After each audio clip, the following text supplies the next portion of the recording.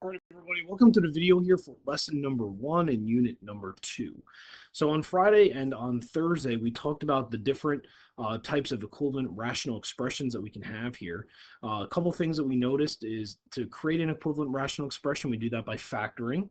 And we look for undefined values, which are excluded values for making the denominator 0.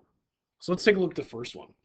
So essentially, these questions are really just you honing in and practicing your factoring skills. So I notice x squared minus 36. Well, that could be factored to x plus 6, x minus 6.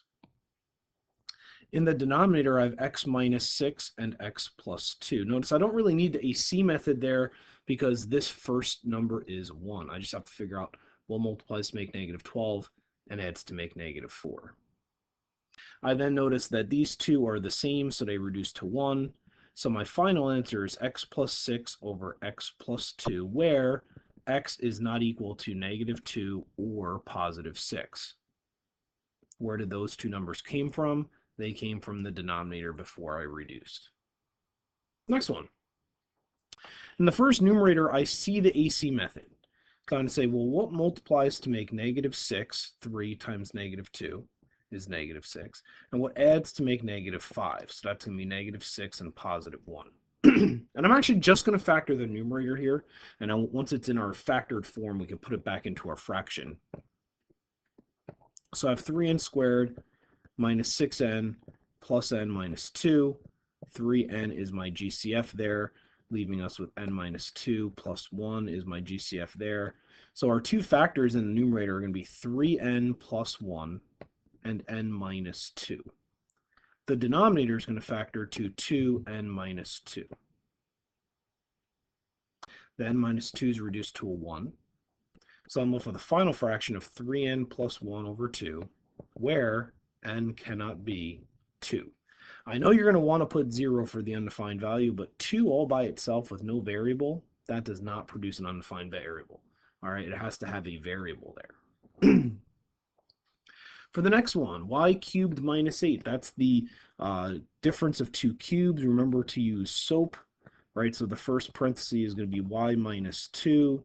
The second parenthesis is going to be y squared plus 2y plus 4. Where did all that come from? What multiplies by itself 3 times to make y cubed? That's y. What multiplies 3 times by itself to make 8? That's 2. Then we square the first term, multiply the two terms together, that's where the 2y comes from, and square the last term. SOAP helps you remember the signs. Same sign, negative, opposite sign, positive, always positive. The denominator is going to become y plus 2, y minus 2. So these y minus 2 pieces are going to reduce to 1. And that's going to leave me with y squared plus 2y plus 4 all over y plus 2, where y is not equal to plus or minus 2. Number 2 says, state the least common denominator of 3x plus 25 over x plus 7 and 3 over x. We have an equivalent expression for both expressions with this common denominator. So the common denominator is going to be x times x plus 7. Why? I can't multiply anything times x to make it x plus 7. So the only thing I have as an option is to multiply them together. So that means this first fraction is going to get multiplied by x. Well, if I multiply this whole numerator by x, it's going to become 3x squared plus 25x. And the second fraction is going to get multiplied by x plus 7, because that's what I'm missing. So that's going to become 3x plus 21. So those are your equivalent rational expressions with that common denominator. You'll notice this idea of creating a common denominator is going to come up a lot in lesson number 2. Number 3 says determine whether or not the rational expressions given are equivalent where these 3 values are undefined. This part really doesn't matter to me. It just has to be there because they are the undefined values. If it's not there, it becomes an invalid question. So now we're asking, are these equivalent or not? There's nothing I can reduce in this first fraction, but in the second fraction I see this, and this looks factorable, so let's try and factor it.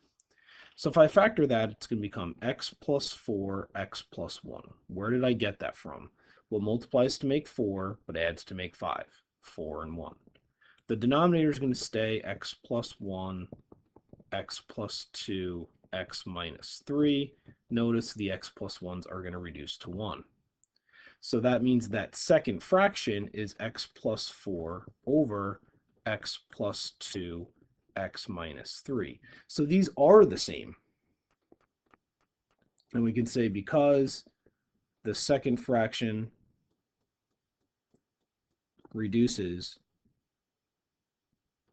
to be equivalent to a first fraction. Something along those lines. That's it. Quick homework assignment. Hopefully you finished it and you are having a great weekend. And I will see you all tomorrow in class. Good luck with your homework.